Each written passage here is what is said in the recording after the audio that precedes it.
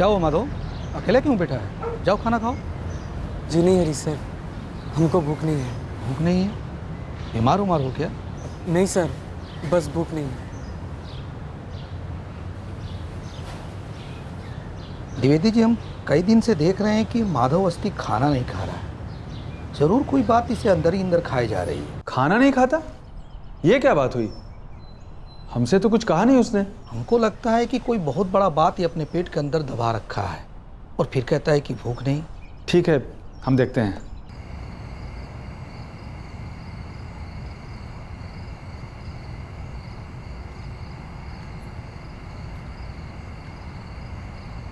माधव।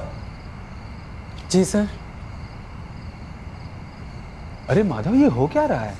उपवास या भूख हड़ताल? वो दरअसल हम कुछ पैसे जोड़ रहे हैं सर। भूखे रहकर? खाने पीने के खर्चे के बाद तनख्वाह कुछ नहीं बचती। खाओगे नहीं तो तुम भी नहीं बचोगे। फिर ये तनख्वाह किस काम की? माधव, बात क्या है? इरादे क्या हैं? सर, पैसे हम खुद के लिए नहीं, अपनी अम्मा के लिए जोड़ रहे हैं। जमानत करवानी है उसकी। 19 साल से जेल में सड़ रही है वो। एक बार बाहर की दुनिया दिखाना चाहते हैं उसे। माधव, तुम अपनी माँ के लिए जो कर रहे हो वो बिल्कुल सही है, लेकिन अपने आप के साथ जो कर रहे हो वो बिल्कुल गलत।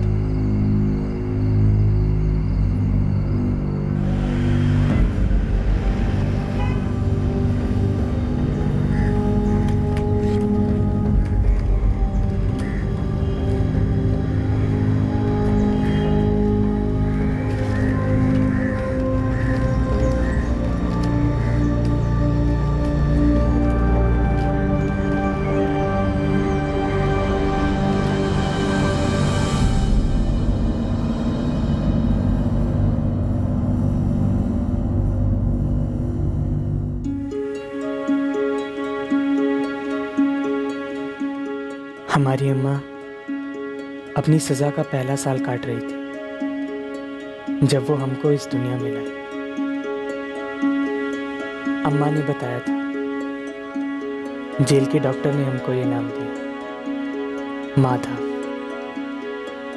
अम्मा कहती थी जब हम उसके पास होते तब वो अपनी सारी बुरी यादें, दुख दर्द सब कुछ भूल जाया करती, कभी अकेलापन महसूस नहीं करती। 4 साल तक हम जेल में पले बढ़े अपनी अम्मा के पास। साहब, यही एक वजह जिसके लिए हम जिंदा रहना चाहते हैं, इसे हमसे मत छीनिए। मीना, उम्र कैद का सजा सिर्फ तुमको है, सिर्फ तुमको। इस बच्चे की जगह जेल में नहीं हो सकती। पर साहब, बच्चे की जगह उसके माँ के पास तो होती है ना। हमरे बच्चे पर हमारा हक तो है ही। एक अच्छी परवरिश इस बच्चे का हक है और उसको यहाँ ना रखना मेरा फर्ज भी है। एक 5-6 साल का हो जाता, हम हाथ जोड़ते, हम पर रहम करिए। तुम इस पे रहम करो मीना। ये एक नई और बेहतर दुनिया में जा रहा है, आजाद दुनिया में। हम इसके बिना नहीं जी सकते साहब। और ये तुम्हारे बिना रह गए। माधव को लेने बालघर से लोग आ रहे हैं। कब? आज दोपहर में। और सुनो, कोई नौटंकी करने की जरूरत नहीं है। बीच बीच में तुम्हें बच्चे से मिलने दिया जाएगा।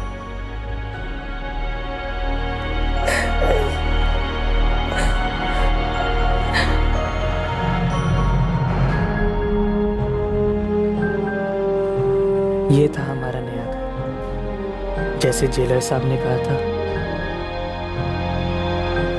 हमारी नई दुनिया, आजादी। अरे अरे, क्या हो रहा है ये सब? हाँ, रात हो रही, चलो सो जाओ, जल्दी सो, लेटो।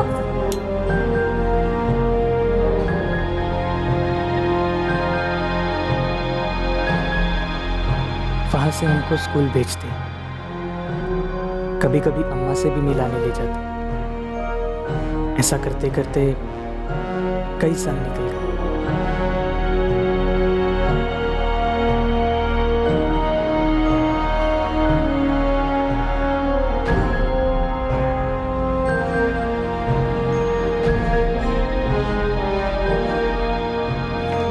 अबे वो माधव, अभी के अभी मैडम बुलाई है, चलो भागो। माधव, तुम अगले हफ्ते 18 साल के हो रहे हो। जी मैडम। देखो, हम 18 साल के ऊपर यहाँ किसी बच्चे को नहीं रख सकते। जी। हम तुम्हें एक संस्था में भेज देंगे, वहाँ तुम रह भी सकते हो और वो लोग तुम्हें कुछ काम भी सिखा देंगे। कब जाना होगा मैडम? तो 7वीं पास हो? पूरी 8वीं भी कर ली है सर, बस पर्चा नहीं दिया।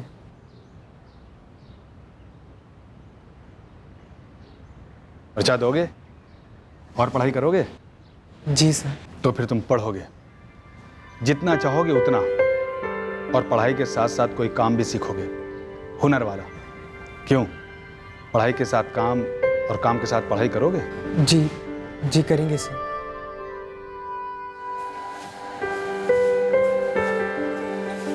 तो ये है हमारी जिंदगी, ये है हमारा काम, और काम करके अपनी अम्मा को दुनिया दिखाना चाहते हैं, आजाद दुनिया।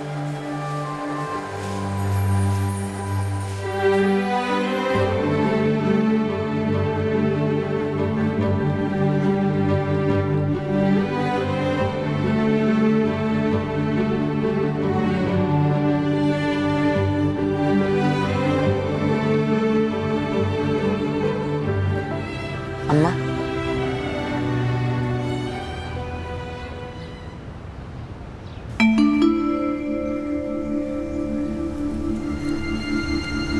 ये ले, 400 रुपये है, पिछला हफ्ता का मजूरी।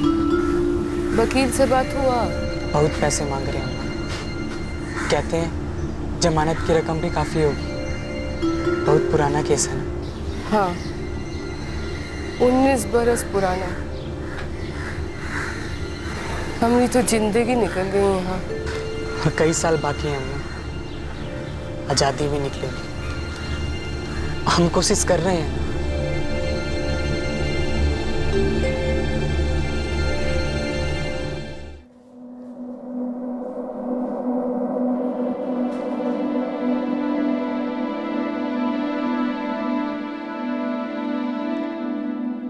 हमको मालूम है, तुम जानना चाहती हो ना कि हमारी रिहाई कैसे हुई।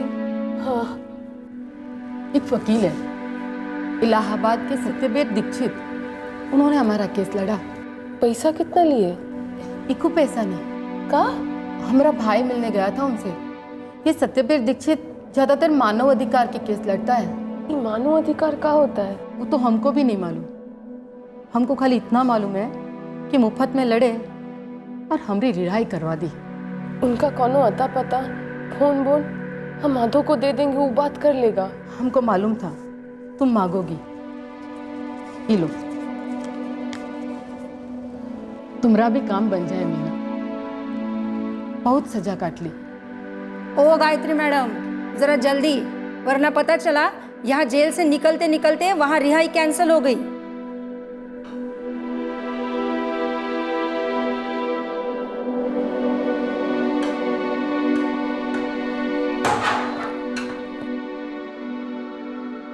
तुम जाओगे ना इलाहाबाद?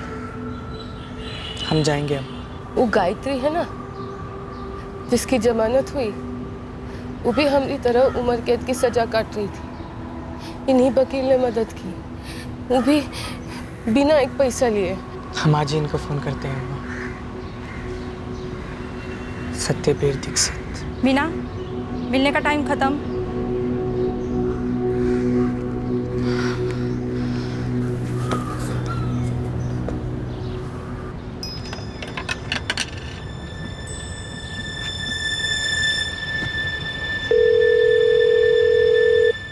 हेलो। प्रणाम सर, हम माधव बस्ती बोल रहे हैं आजमगढ़ से। क्या आप एडवोकेट सत्यवीर दीक्षित जी बोल रहे हैं? हाँ जी बोल रहे हैं, बोलिए। सर, दरअसल हमें अपनी अम्मा के सिलसिले में आपसे बात करनी थी। क्या हुआ आपकी अम्मा को? सर, हमारी अम्मा आजमगढ़ उज्जवल मेला कारागृह में 19 साल से सज़ा काट रही है। उन्हें उम्र कैद हुई है। हमें आपका नंबर गायत्री सिंह जी से मिला, जिनकी आपने जमानत करवाई। सर, क्या आप हमारी मदद करेंगे? देखो, बिना केस को पूरी तरह स्टडी किए हुए हम कुछ भी नहीं कह सकते। एक काम करो, तुम इलाहाबाद आ सकते हो मिलने? हाँ सर, कब आए आपसे मिलने?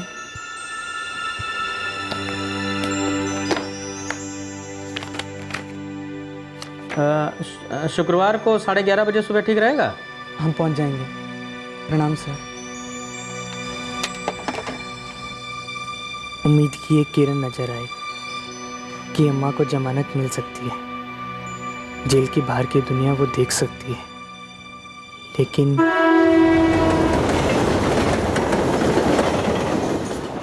हमें नहीं पता कि हमारी अम्मा ने कत्ल किया भी था या नहीं। हमने कभी पूछा नहीं और अम्मा ने भी नहीं बताया। सर, हम जेल के अस्पताल में पैदा हुए थे। 4 साल की उम्र में हमें बाल कर भेजा गया। 18 साल तक हम वहीं थे। फिर अभी लक्ष्य पुनर्वासन केंद्र में रहते हैं। उन्हीं लोगों ने काम सिखाया और काम दिलाया। उम्र कैद की सज़ा क्यों हुई तुम्हारी अम्मा को? सर, कत्ल के जुर्म में। नाम क्या बताया था अम्मा का? जी, मीना अवस्थी। अच्छा, कहाँ की थी तुम्हारी अम्मा? मतलब कहाँ, जुर्म कहाँ हुआ, गिरफ्तारी कहाँ हुई, कुछ पता है? कुछ नहीं मालूम सर, और ना हमने कभी जानने की कोशिश की। देखो माधव, अभी तक तुम्हारी दी जानकारी के अनुसार हमें ये पता चला है कि तुम्हारी माँ का नाम मीना अवस्थी है, जो इस वक्त उज्जवल महिला कारागार में उम्र कैद की सज़ा भोग रही है पिछले 19 सालों से। हैं, हम इसका केस पेपर निकलवा लेंगे। सर, हमारे पास ज़्यादा पैसे नहीं हैं। पैसे के बारे में कुछ मत सोचो अभी, पहले एक बार केस देख लेते हैं क्या, फिर बात करेंगे। जमानत होगी ना अम्मा की? बगैर केस को स्टडी किए हम कुछ नहीं कह सकते माधव। अगर ज़मानत होने लायक केस रहा तो पूरी ताकत लगा देंगे। तुम निश्चिंत रहो, ठीक है? हम और अम्मा, बस हम दोनों ही एक दूसरे के, और हमारा कोई नहीं है सर। मोबाइल नंबर बताओ अपना। अभी हम लिए नहीं है सर, पर जहाँ हम रहते हैं वहाँ के सर हैं द्विवेदी जी, हम उनका नंबर आपको दे देते हैं। ठीक है, यहाँ लिख दो।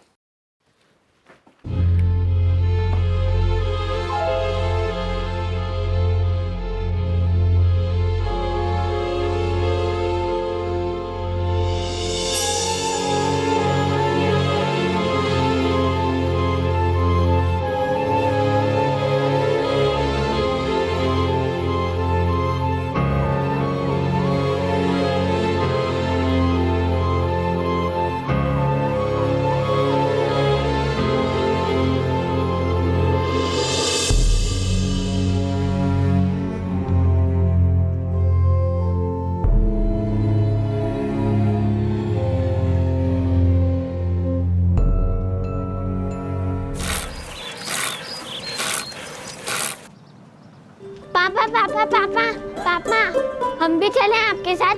हम चौराहे से वापस आ जाएंगे। अच्छा, आजा, जल्दी आजा, बैठो। अरे टिफिन में तो लेते भी चाहिए ना। अरे लो, ये भी छूट गया। इसको थोड़ा हम चौराहे तक छोड़ देंगे, टहलते हुए आ जाएगा, ठीक है? अरे तोता आ गया, खाना खा गया। चल लक्ष्मी, नहाने चल। खाने के बाद माँ, फिर क्या हुआ? हाँ, तो तोता बोला कि मुझे पानी दे दो नहाने के लिए। अरे ये हो क्या रहा है यहाँ पर? ए गुप्ता, ज्यादा मनमानी ना दिखाओ हमको, समझे कि नहीं? सारा दुनिया जान रहा है कि तुम हमरा जमीन पे कब्जा किए हो, ये चापाकल बिठवा दिए हो, और अब हमरा ये जमीन घेर रहे हो तुम। बकवास ना करो राम कुमार, समझे? ये जमीन हमरा है, ये जमीन तोरा कभी था ही नहीं। अच्छा, हाँ। तो सरकार का जो कागजात है हमारा पास, वो सब रद्दी है, रद्दी में फेंक दे। अरे झूठा कागज पत्री पर लिखने से सच कब से होने लगा हो? अरे सच ये है कि तुम लोग सब चोर हो। ए चाचा, फालतू बकवास नहीं, वरना उम्र का लिहाज नहीं करेंगे हम। ए गुप्ता, हम तुमको आखिरी बार समझा रहे हैं, इन नल का हटाओ यहाँ से, और घेराबंदी हटाओ, नहीं तो ठीक नहीं होगा, कह रहे हैं। ये तो यहाँ से नहीं हटेगा, जो करना है कर लो। अरे रे, थोड़ा तो शर्म करो। एक तो सारा पानी खींच बैठा, वो भी हमरी जमीन का। ए मीनवा, रहने दे, ये जमीन हमारी जमीन को लग के है, ना तुम्हारी है ना हमारी, समझ गई? लो देखो, खुद ब खुद कह रही है कि जमीन इसका नहीं है। अरे तुम्हारी भी तो नहीं है, इस जमीन पे चाहे हम पानी बहाएं चाहे खून बहाएं, हमारी मर्जी। आप हमारी बात सुनिए। जाते हैं पुलिस में शिकायत दर्ज करते ही खून मारने की धमकी दे रहे हैं लोग। अरे रोज रोज पीठ पीछे महाभारत शुरू करना बंद करो। अरे जो करना है सामने करो। ये लोग तुम्हारे सामने देखा, जानलेवा हमला किया है इसने। चलिए पुलिस आने दो। हम जानलेवा हमला किया तुम पर, तुम जिंदा खड़ी हो हमारे सामने। अभी तो फूंक मारे हैं, अगली बार पटक के ढेर कर देंगे, समझी? अंदर चलो। अरे अंदर ही रखो इसको। किसी दिन हमारा हाथ उठ गया ना तो हमेशा के लिए हम पर हाथ चलाओगे? हम पर हाथ चलाओगे? आप देने देंगे तो तुम फेंकोगे। अंदर चलो, जाओ अंदर। सुनिए, सरपंच जी से कहकर असली वाली कागज पत्र बनवाइए। रोज की झिक-झिक से तो मुक्ति मिले। अरे इनका सर ना फोड़ दिया तो हमारा नाम नहीं दिखेगा। हाँ ठीक है, चलो ना, जो करना कर लीजिए। रोज की झिक-झिक बच्चे को संभाल। चलो बेटा अंदर जाओ। चलो तुम लोग क्या मुंह बाए खड़े हो, काम करो अपना।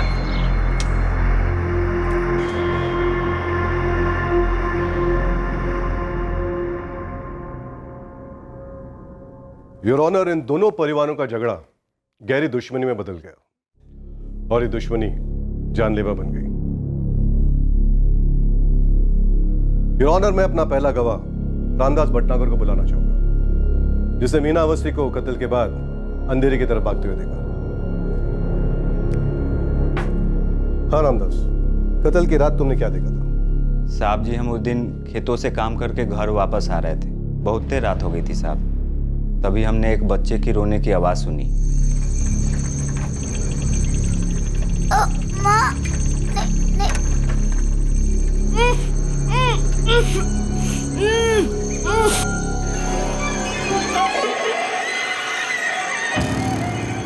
ए कौन है? ए रोक, ए रोक, ए कौन है? ए रोक, ए रोक।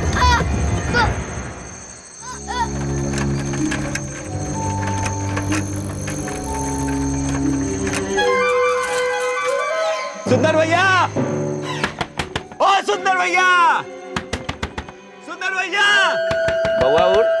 ओ सुंदर भैया, सुंदर भैया, ओ सुंदर भैया, सुंदर भैया, आपका बेटवा अंकित बहुत बुरी तरीके से घायल है। कहाँ? अरे वहाँ झाड़ियों में बहुत खून बह रहा है, जल्दी चलिए।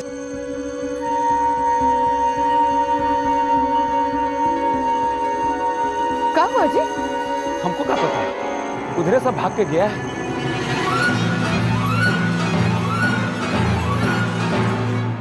साहब, हम सुंदर भैया और उर्मिला भौजी को उस जगह पर लेकर गए थे। वहाँ से वो दोनों लोग अंकित को अस्पताल ले गए।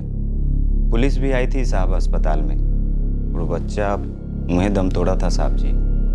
योर ऑनर, अंकित कुमार की पोस्टमार्टम रिपोर्ट ये कहती है कि उसकी मौत गला काटने से हुई है। और आज से 2 दिन पहले यहाँ खड़ी आरोपी मीना अवस्थी ने मृतक अंकित की माँ उर्मिला को जान की धमकी दी थी। हम नहीं किए हैं। तो उस रामदास भटनागर को तुम्हारा नाम लेने का क्या जरूरत था? अरे वो एक औरत को देखा था। अरे तो कोई भी हो सकती है ना। सब समझ रहे हम ही सब किए हैं, मगर हम नहीं किए। पुलिस नहीं न मान रही है। पुलिस कह रही है कि होता है कुछ परिस्थिति प्रमाण, उसके हिसाब से साबित हो रहा है कि अंकित का खून तुम ही की हो।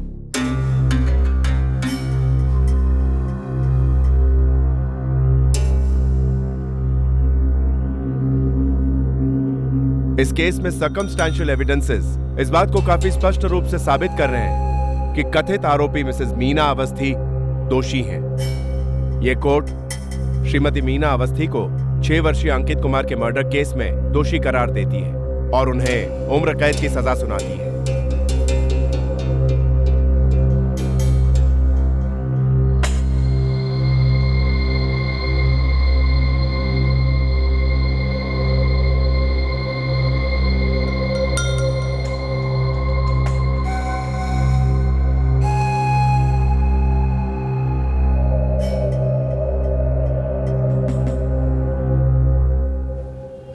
दीदी, शब्द ही नहीं निकल रहे। निर्मला, बबलू और लक्ष्मी कैसे हैं? तुम्हारे जीजा जी तो आते ही नहीं हमसे मिलने। दीदी, जीजा जी और तुम्हारे ससुर जी और उनके तरफ वालों को लगता है कि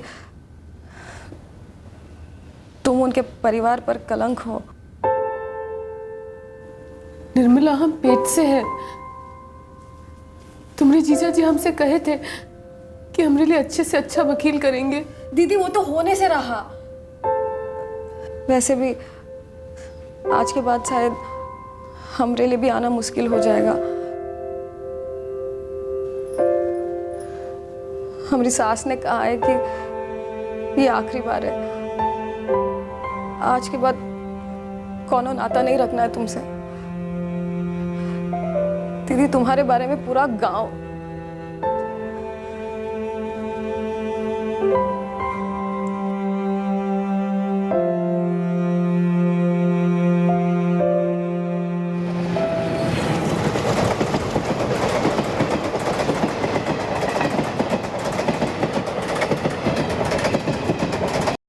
सर्कमस्टेंशियल एविडेंस के आधार पर, मतलब परिस्थिति जन्य प्रमाण के आधार पर तुम्हारी अम्मा को उम्र कैद की सज़ा हुई है।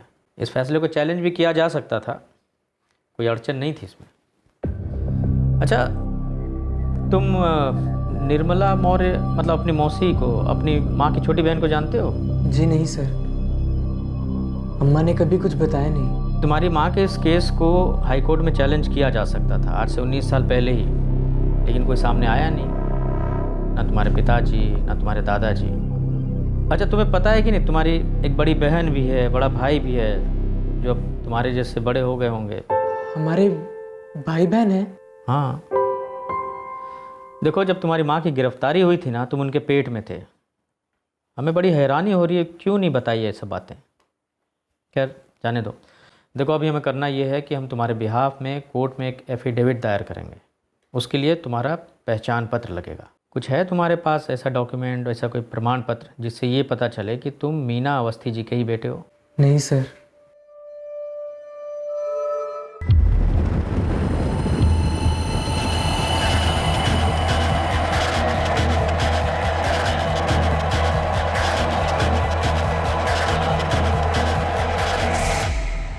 ये क्या इल्जाम लगा रहे हैं वकील साहब आप हम पर? कोई इल्ज़ाम थोड़ी लगा रहे हैं जेलर साहब, एक सीधा सिंपल सवाल पूछ रहे हैं आपसे। हमारे मुवक्किल माधव अवस्थी का जन्म जब आपके ही जेल के हॉस्पिटल में हुआ, तो फिर इसका बर्थ सर्टिफिकेट क्यों नहीं बना? तो ये आप हमसे क्यों पूछ रहे हैं? उस वक्त के जेलर कोई और थे। जेल तो वही है ना, जेल भी वही है, जेल का हॉस्पिटल भी वही है, जेल के रिकॉर्ड्स भी वही हैं। अब जेल के रिकॉर्ड्स फाइल थोड़ी ट्रांसफ़र हो जाते हैं जेलर के साथ। देखिए जेलर साहब, मसला ये है कि हमें अपने मुवक्किल के बिहाफ में कोर्ट में एक एफिडेविट दाखिल करना है। उसके लिए इसका आइडेंटिटी प्रूफ चाहिए, ये बात साबित करने के लिए कि आपके जो कैदी हैं मीना अवस्थी, उनका बेटा है। इसी बात के लिए आपसे दरख्वास्त जितनी जल्दी हो सके जारी कर दीजिए प्रूफ। अरे भाई कितनी बार बताना पड़ेगा आपको हा? कि भाई वो ऑर्डर मैं नहीं दे सकता। जो चीज हमारे कार्यकाल में नहीं हुई है उसका दोष या इसका क्रेडिट हम नहीं ले सकते, समझे आप? सब समझ गए सर। अब ये क्या है? ये है 94 की केस की फाइल, ये देखिए। हमारे मुवक्किल के गिरफ्तार होने के 8 महीने बाद ये बेल ऑर्डर पास हुआ था। हमारा सवाल ये है कि ये कॉपी आपके पास क्यों नहीं है, कि ये भी हमारे मुवक्किल के बर्थ सर्टिफिकेट की तरह गायब हो गई। देखिए वकील साहब, फिर से दोहरा रहे हैं हम आपसे कि जो कुछ भी हुआ उस वक्त के जेलर की देखरेख में हुआ। हमारी देखरेख के सारे रिकॉर्ड अपडेट और किसी भी कैदी को हमसे कोई शिकायत नहीं है। हमें उम्मीद थी कि आपका यही जवाब आएगा। चलिए फ्लैशबैक को छोड़ते हैं, वर्तमान की बात करते हैं। वर्तमान में आप इस जेल के जेलर हैं और हमारी मुवक्किल जो है आपके कैदी हैं, और हम अपने मुवक्किल के वकील हैं। उनसे मुलाकात करने आए हैं, मिलवाइए, या फिर उन्हीं जेलर साहब से परमिशन लाना पड़ेगा।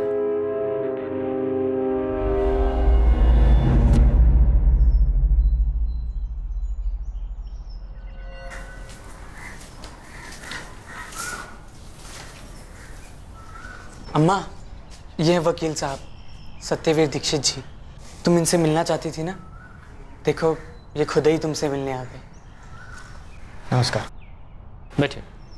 बड़ी अजीब बात है मीना जी, 1994 में आपकी छोटी बहन निर्मला मौर्य ने आपकी ज़मानत की अर्जी दी और अर्जी मंजूर भी हो गई।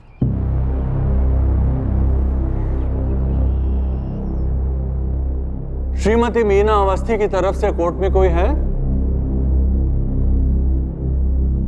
यह लगातार तीसरी बार हुआ है कि श्रीमती मीना अवस्थी की बहन निर्मला मौर्य द्वारा फाइल की गई मीना अवस्थी की बेल एप्लीकेशन को रिप्रेजेंट करने वाला कोई नहीं है और उसे चैलेंज करने वाला भी कोई नहीं है। इसलिए ये कोर्ट श्रीमती मीना अवस्थी की बेल एप्लीकेशन को मंजूर करती है और उन्हें बेल ग्रांट करती है, ये देखते हुए कि उनका 3 महीने का एक बच्चा है। शायद सरकारी वकील को आपके केस में खास दिलचस्पी नहीं थी, इसीलिए आपकी जमानत का विरोध करने के लिए कभी कोर्ट में पेश ही नहीं हुआ। देखिए, यह है बेल ऑर्डर आपका 1994 का, लेकिन हैरानी की बात यह है कि यह बेल ऑर्डर जेल अधिकारियों तक कभी पहुंचा ही नहीं, ना ही निचले कोर्ट से कोई जज आया आपका हाल चाल लेने, जबकि ये उनका कानूनी फर्ज है। हमारी बहन निर्मला, उसको उसके ससुराल वाले कहे थे हमसे रिश्ता तोड़ने के लिए, फिर भी हमारी जमानत की अर्जी दी होगी और शायद बेचारी अदालत में पेश नहीं हो पाई होगी और ना ही हमको बता पाई होगी। लेकिन आपके पति रामकुमार अवस्थी को तो सामने आना चाहिए था, वो अपने बेटे को लेके जाते, अपने साथ रखते, ये उनका कानूनी फर्ज है। कोई नहीं आया साहब, ना कोई बचाने आया और ना ही कोई मिलने, बस यही आता रहा और इतना बरस में पहला बार आ पाए हैं सर। अच्छा, आपको क्या लगता है लखीमपुर खीरी डिस्ट्रिक्ट के मोबिलपुर गांव में ये सब लोग मिल जाएंगे? आपके पति रामकुमार अवस्थी, बड़ा बेटा बबलू अवस्थी और लक्ष्मी आपकी बेटी, मतलब इनसे जाके मिला जा सकता है?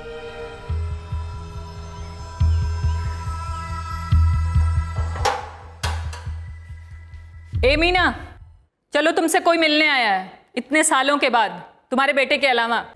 कौन? चल के खुद ही देख लो।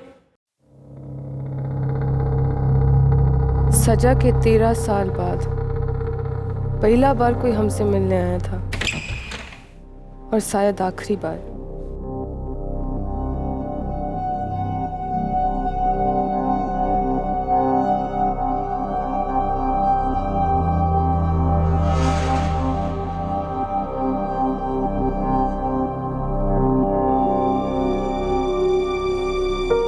कुछ बोलेंगे नहीं? बस इतना बोलने आए हैं कि मेबिलपुर हम छोड़ रहे हैं, घर बेच दिए। क्या आप जानते हैं हम दोनों का एक और बेटा है, माधव? सुने सुने हैं।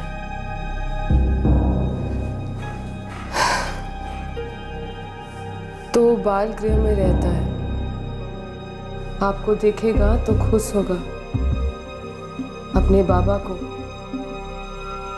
अपने भाई बहन के साथ रहेगा तो खुश रहेगा। देखो मीना, 8 साल पहले हमने दूसरी शादी कर ली, 2 बच्चे भी हैं हमारे। और हमरे तो बच्चे, बबलू और लक्ष्मी। बबलू 6 साल पहले हाईवे पर ट्रक के नीचे आ गया था, चल बसा। लक्ष्मी की शादी करा दी है, खुश है वो। हम तो बस ये कहने आए थे कि आज के बाद 13 साल से जानते हैं, नया से बोलने का कोनो जरूरत नहीं है कि आप हमसे कोनो रिश्ता नहीं रखना चाहते, पर माधव आपका खून है, उनका यहाँ कोई नहीं है, तो जेल में पैदा हुआ। देखो मीना, हम चाह कर भी उसको अपने साथ नहीं लेकर जा सकते। हमारे अपने 2 बच्चे हैं, खुशहाल जीवन जी रहे हैं। मेरी पत्नी नहीं मानेगी। हाँ, जो बात तुम 13 साल से जान रही हो, बेहतर होगा उसे जीवन भर के लिए जान लो कि अब हमारा और तुम्हारा कोई रिश्ता नहीं है और हम कभी मिलने नहीं आएंगे।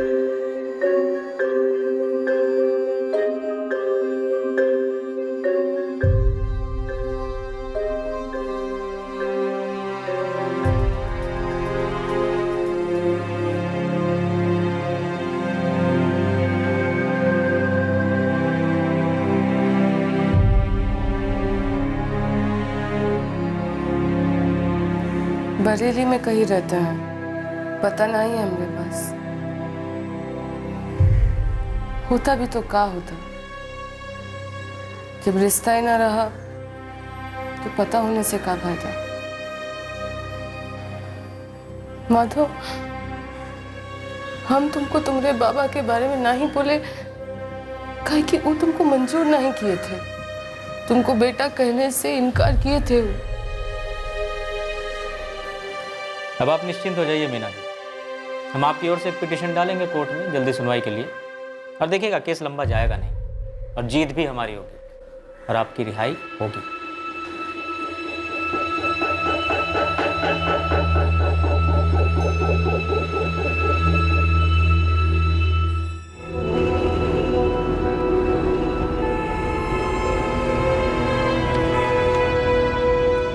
इलाहाबाद कोर्ट में तुम्हारी अर्जी डाल दी है। जैसे जैसे बात आगे बढ़ेगी बताते रहेंगे, है ना? चिंता मत करो, बहुत जल्दी अपनी अम्मा के साथ रहने लगोगे, है ना? सब ठीक हो जाएगा।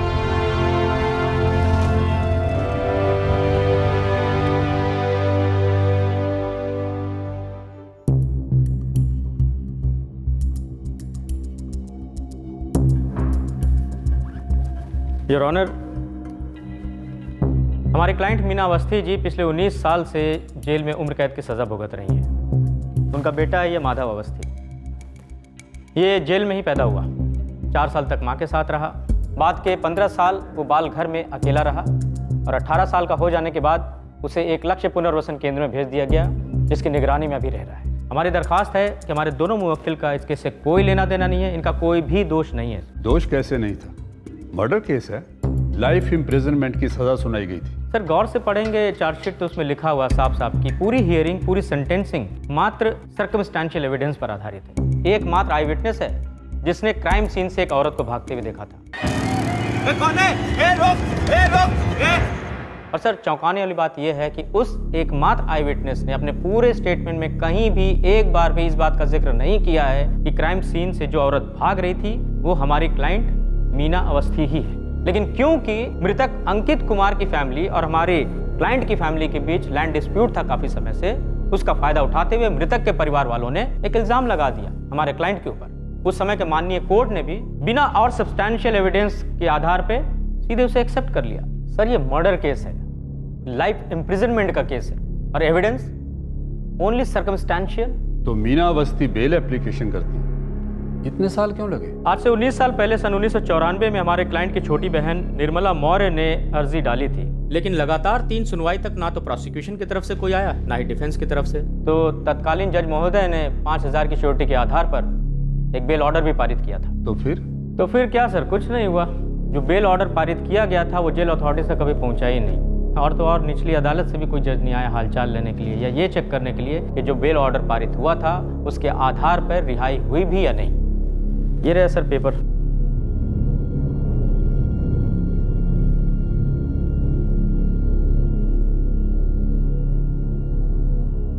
बेल की एप्लीकेशन करने वाली निर्मला मौर्य बतौर गारंटर सामने आई नहीं, 5000 की श्योरिटी भरी नहीं गई। हाँ सर, वो एक्चुअली हुआ ये कि निर्मला मौर्य जी ने हिम्मत तो दिखाई, मानवता के नाते अर्जी डाली बेल के लिए, लेकिन उनके ससुराल वालों ने पाबंदी लगा दी उन पर, तो बेल की आगे की प्रक्रिया वो पूरी कर नहीं पाई। और हमारे क्लाइंट के जो पति हैं राम कुमार अवस्थी जी, वो कभी सामने आए ही नहीं। उन्होंने ये मान लिया कि सज़ा हो गई है तो पूरे ख़ानदान पे कलंक लग गया है। सर बाकी लोगों ने तो जो किया तो किया ही, लेकिन हमारे अपने लीगल और एडमिनिस्ट्रेटिव सिस्टम ने सबसे ज़्यादा नाइंसाफ़ी की हमारे क्लाइंट के साथ। देखिए ना सर, मात्र 5000 के मुचलके के नहीं भरे जाने के एवज में 19 साल से सज़ा भोग रही हैं। एकाकी जीवन, दर्द, डर, इसकी सज़ा सिर्फ हमारे क्लाइंट को ही नहीं मिली है बल्कि उनके निर्दोष बच्चे माधव अवस्थी को भी मिली है।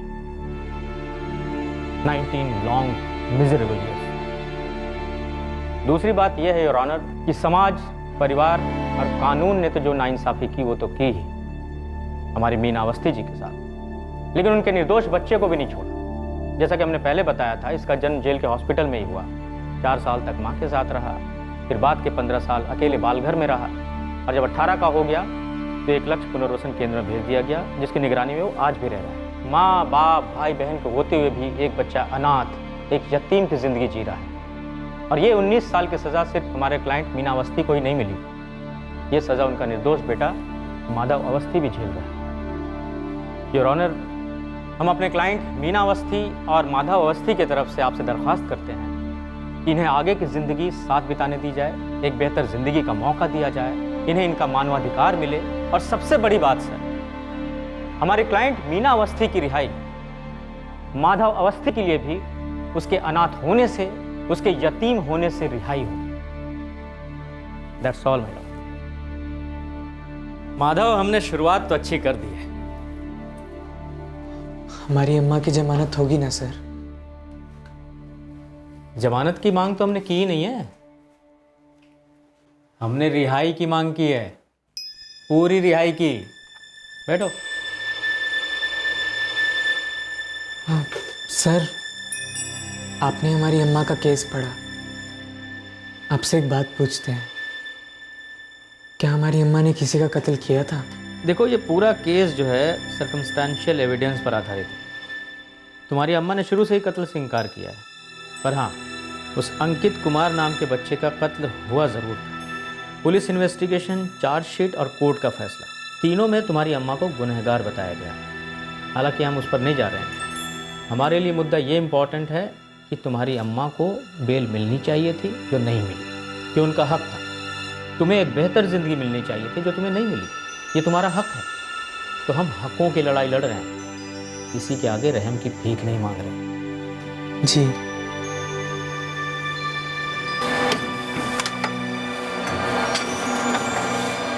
हमने कभी पूछा नहीं अम्मा से कि उसने कत्ल किया था या नहीं, कभी पूछेंगे भी नहीं। पर एक बात है जो हमारे मन से नहीं निकल रही है कि हमारे बाबा हैं, एक बहन है, एक बार उन्हें देखने का दिल करता है।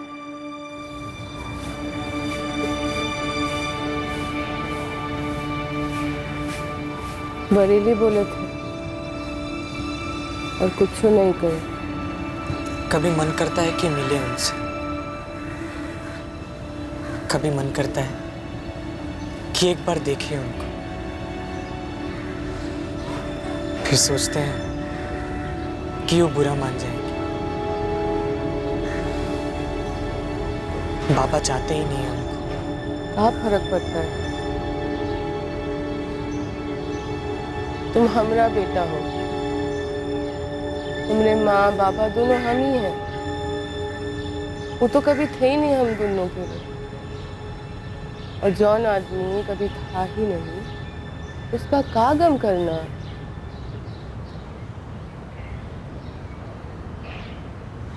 अम्मा,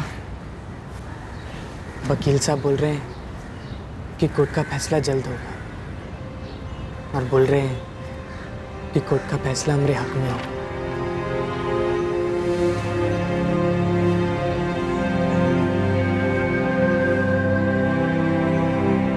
बढ़िया होगा ऐसा होगा तो। ये सारा संघर्ष उसी के लिए तो है ना। अम्मा की रिहाई के बाद क्या हम उनको यहाँ ला सकते हैं रहने के लिए? हमारे पास और कोई जगह नहीं है। फिक्र मत करो माधव, हम कोई ना कोई इंतजाम कर देंगे। जब तक रहने की जगह नहीं है तब तक तुम दोनों यहाँ रह सकते हो। धन्यवाद सर।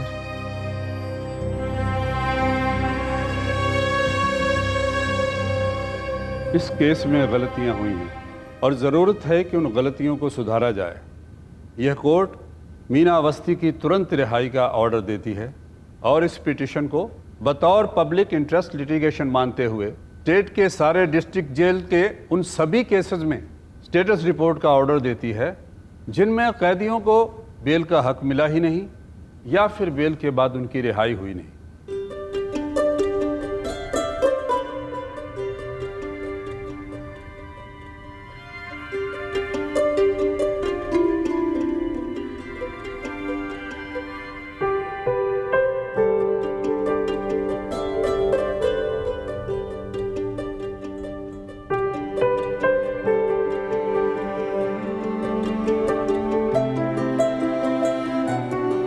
चीफ जुडिशियल मैजिस्ट्रेट साहब ने रिलीज रिपोर्ट क्लियर की है। जेलर साहब, मीना अवस्थी को अब आप 1 मिनट भी अंदर नहीं रख सकते। रिहाई तो हो चुकी है।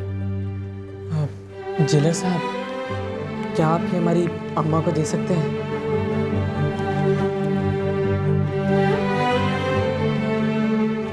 मीना, ए मीना, चल, आज तेरा भी नंबर आ गया।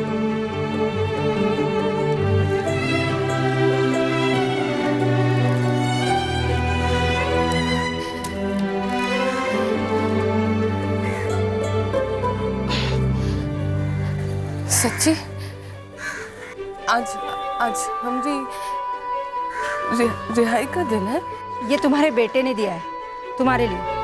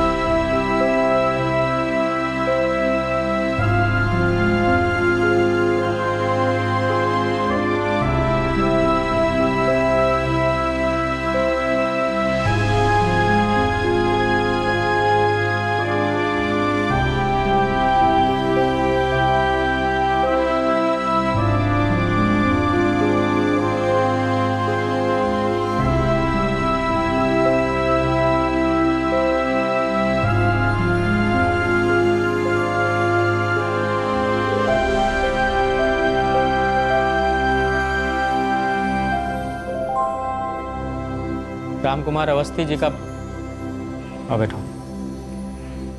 पता चल गया उनका, बरेली में है, उनका पूरा एड्रेस है हमारे पास।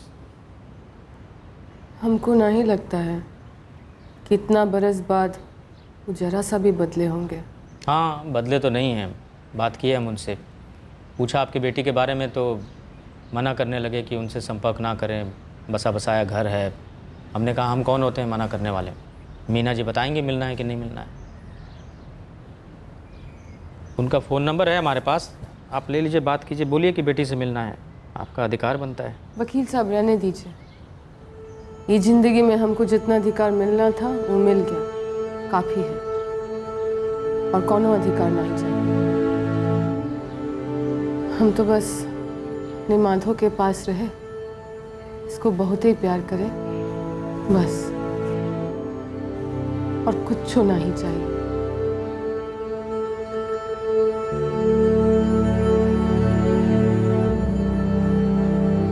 मीना के पति रामकुमार ने मीना से दूर हुए 7 साल पूरे होने के पहले ही दूसरी शादी कर ली थी, जबकि उन दोनों के बीच में लीगल सेपरेशन नहीं हुआ था। वकील की सलाह पर मीना ने अपने पति से मुआवजे, लिविंग एक्सपेंस और एक घर की मांग की थी, जहां वो अपने बेटे माधव के साथ रह सके। रामकुमार ने मीना और माधव को अपनी प्रॉपर्टी में आधा हिस्सा दे दिया। फिलहाल मीना और माधव मीना के पति रामकुमार के बरेली वाले घर के एक हिस्से में रहते हैं, और दूसरे हिस्से में रामकुमार अपनी दूसरी पत्नी और उसके बच्चों के साथ रहता है। माधव इस वक्त एक प्राइवेट सेक्टर में काम कर रहा है। मीना और माधव की तरफ से प्रशासन से भी अपील की गई है कि मानव अधिकार आयोग द्वारा मां बेटे को कॉम्पनसेशन प्रदान किया जाए। बड़े दुख की बात है कि प्रशासन के कुछ अधिकारियों की लापरवाही की वजह से मीना के हक की जमानत उससे वंचित रही, और उससे भी ज्यादा दुख की बात यह है कि ये कोई इकलौता केस नहीं है। आजादी के 68 सालों के बाद भी आज हमारे देश में ऐसे हजारों केसेस हैं जहां हर रोज इस वक्त किसी की रिहाई रोकी जा रही है तो किसी का 55 कैद में है। मीना अवस्थी की पिटीशन ने हमारे देश के लीगल और एडमिनिस्ट्रेटिव सिस्टम को झकझोर कर रख दिया है। लोअर कोर्ट्स को ऐसे इनमेट्स की क्वार्टरली रिपोर्ट हाई कोर्ट को सबमिट करनी होती है। कानून के हिसाब से लोअर कोर्ट के जज को रेगुलर, व्यक्तिगत रूप से जेलों में जाना चाहिए निरीक्षण के लिए। अगर मीना के केस में ऐसा किया गया होता तो 19 साल पहले ही मीना की रिहाई हो चुकी होती और माधव एक प्यार भरे घर में पला बड़ा होता, ना कि रहम की 4 दीवारों के बीच। जिस वकील ने मीना का केस लड़ा था वो इस वक्त उसी जेल में एक दूसरी इनमेट की रिहाई के लिए लड़ाई लड़ रहा है, जो पिछले 23 साल से जेल में है और उसकी बेटी ने अब तक एक बार भी आजाद दुनिया में कदम नहीं रखा है। आपसे फिर मुलाकात होगी क्राइम पेट्रोल सतर्क में एक और नए केस के साथ। तब तक अपना ख्याल रखें, सुरक्षित रहें, स्वस्थ रहें और याद रखें, इंतजार करने वालों को सिर्फ उतना ही मिलता है जितना कोशिश करने वाले छोड़ देते हैं। सही वक्त, सही कदम, सतर्क रहें। जय हिंद।